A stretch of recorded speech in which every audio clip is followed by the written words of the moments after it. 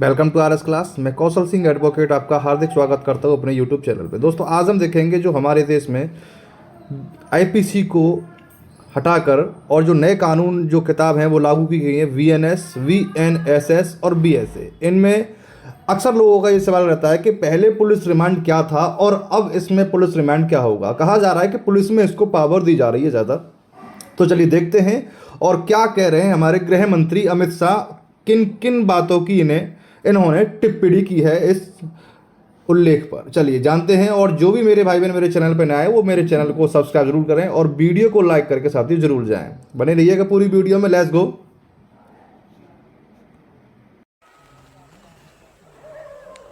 देखिए, बीएनएस में police remand को बढ़ा दिया गया है। क्या कहती है भारतीय न्याय संहिता? ये तो आपको पता ही होगा कि 1 जुलाई 2024 से आईपीसी को समाप्त करके यहाँ पे बीएनएस जारी हो गई है, यानी बीएनएस लागू हो गई है। बीएनएस, बीएसएस और बीएसए, ये तीनों किताबें इनका नाम चेंज करके और धाराओं में परिवर्तन करके 1 जुलाई 2024 से लागू हो गई है। तो बहुत से लोगों का ये प्रश्न होता है कि पहले पुलिस रिमांड क्या थी आईपीसी के अनुसार? क्या बीएनएस में भी पुलिस रिमांड को बढ़ा दिया गया है या फिर कम कर दिया गया है? तो इसी बारे में जानकारी करेंगे हम आज की वीडियो में। देखिए, लेट्स गो।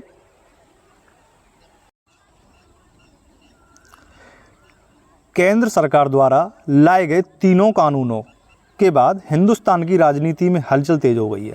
जाहिर सी बात है, जो पहले कानून हमारे चल रहे थे और जो नए कानून जो हैं क्या होंगे, वो क्या लागू होंगे, क्या चेंज किया गया है, हलचल तो इसलिए तेज हो गई है। जहां विपक्षी दल यानी अपोजिट पार्टी इसकी आलोचना कर रही है, वहीं सत्ता पक्ष का दावा है कि इसमें भारतीय नागरिकों का हित शामिल है। यानी सत्ता पक्ष जो है वो कह रही है कि इसमें भारतीय नागरिक हैं, उनके लिए कोई गलत बात नहीं है, इसमें उनका हित शामिल है। साथियों, आगे देखते हैं आगे और क्या कहा गया है। देखिए, हमारे गृह मंत्री जी क्या कहते हैं। गृह मंत्री जी का कहना है, केंद्रीय गृह मंत्री अमित शाह ने स्पष्ट किया कि सोमवार को लागू हुई भारतीय न्याय संहिता, यानी सोमवार यानी 1 जुलाई 2024, बीएनएस में पूर्ववर्ती आईपीसी यानी भारतीय दंड संहिता की तरह अधिकतम 15 दिन की पुलिस हिरासत का प्रावधान है। शाह ने इस भ्रम को दूर किया कि नए कानून में हिरासत अवधि बढ़ा दी गई है। बीएनएस के साथ साथ 2 अन्य नए आपराधिक कानूनों के लागू होने के बाद संवाददाता सम्मेलन संबोधित करते हुए शाह ने कहा कि यह भ्रम पैदा किया जा रहा है कि पुलिस हिरासत की अवधि बढ़ा दी गई है। यानी उनका कहना है कि ये भ्रम पैदा किया जा रहा है जनता के बीच कि नए जो बीएनएस जो लागू हुआ है उसमें जो रिमांड है यानी पुलिस हिरासत है उसकी अवधि बढ़ा दी गई है। चलिए आगे देखते हैं आगे और क्या कह रहे हैं अमित शाह जी। और कहा गया है, उन्होंने कहा, मैं स्पष्ट करना चाहता हूं कि बीएनएस में भी हिरासत अवधि 15 दिन की है। यानी वो कह रहे हैं कि बीएनएस में जो भारतीय न्याय संहिता लागू हो रही है उसमें हिरासत की जो अवधि है वो 15 दिन ही है। पहले यदि किसी आरोपी को पुलिस हिरासत में भेजा जाता था, वह 15 दिन के लिए अस्पताल में भर्ती हो जाता था, तो उससे कोई पूछताछ नहीं होती थी क्योंकि हिरासत अवधि समाप्त हो जाती थी। बीएनएस में अधिकतम 15 दिन की हिरासत होगी, लेकिन क्या है, देखिए साथियों, इसे 60 दिन की ऊपरी सीमा के भीतर टुकड़ों में लिया जा सकता है। यानी 15 दिन की जो है रिमांड अवधि जो है इसमें आईपीसी में भी थी और 15 दिन की रिमांड अवधि इसमें भी है। अब ये बीएनएस में किया क्या गया है कि मान लीजिए 60 दिन हैं, अब ये 60 दिन में टुकड़ों में आप ये 15 दिन ले सकते हो। ऐसा नहीं है कि लगातार 15 दिन। अगर पुलिस को लग रहा है कि 5 दिन पुलिस ने रिमांड पे लिया और 5 दिन में ये कुछ नहीं कह पा रहा या कुछ नहीं पुलिस जो है इससे निकाल पा रही है, तो इसे दोबारा कस्टडी में भेज के यानी जुडिशियल कस्टडी में भेज के फिर दोबारा इससे पूछताछ के लिए ला सकती है। ऐसे करके 60 दिन के अंदर ये 15 दिन को डिवाइड कर दिया गया है। आपकी समझ में आ गया होगा। पहले ये नहीं था, पहले लगातार क्या था, 15 दिन था।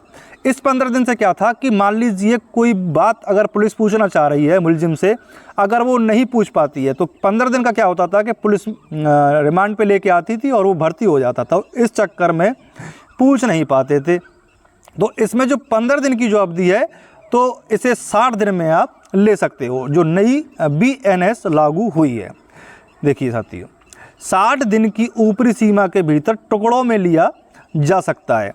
शाह ने यह भी स्पष्ट किया कि BNS के तहत पहला मामला मध्य प्रदेश के ग्वालियर में दर्ज किया गया और यह मोटरसाइकिल चोरी से संबंधित है। यानी BNS जैसे ही लागू हुई, पहला मामला मध्य प्रदेश में ये दर्ज किया गया जो कि मोटरसाइकिल चोरी से संबंधित था। उन्होंने कहा कि यह मामला 1,80,000 रुपये का है। कितने का है? 1,80,000 रुपये का है।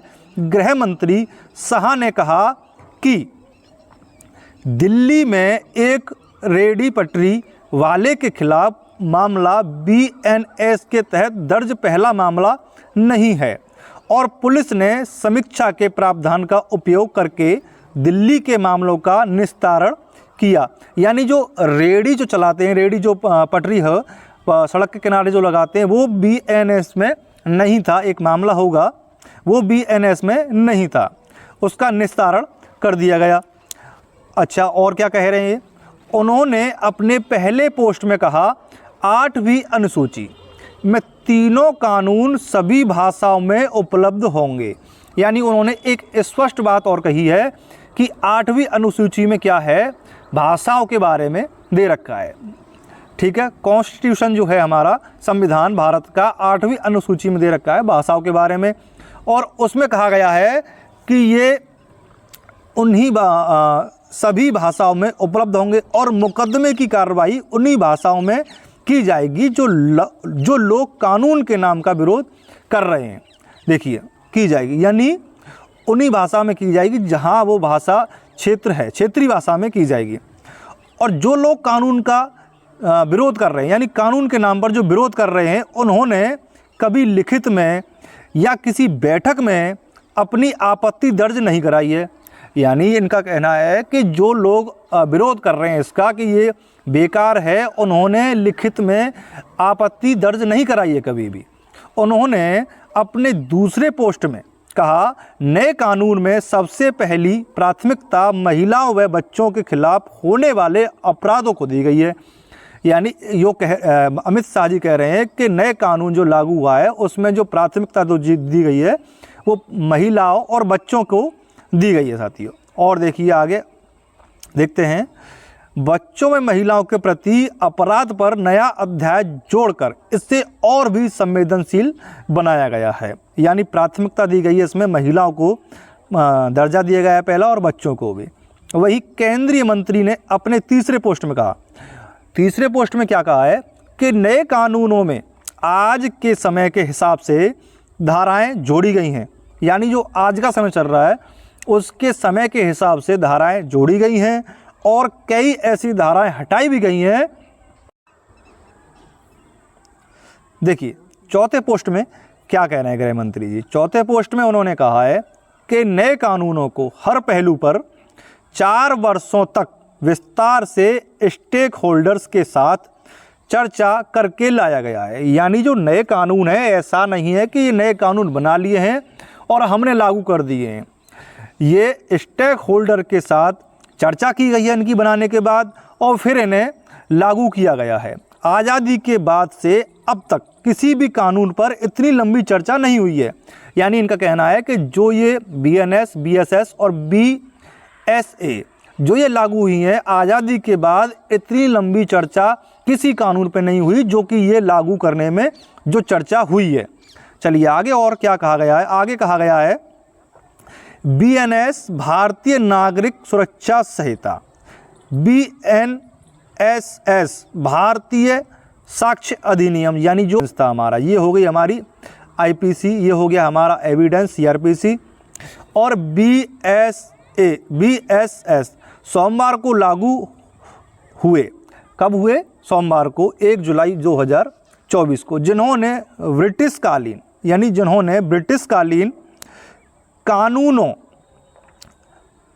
क्रमशः भारतीय दंड संहिता, दंड प्रक्रिया संहिता और भारतीय साक्ष्य अधिनियम की जगह ली है साथियों।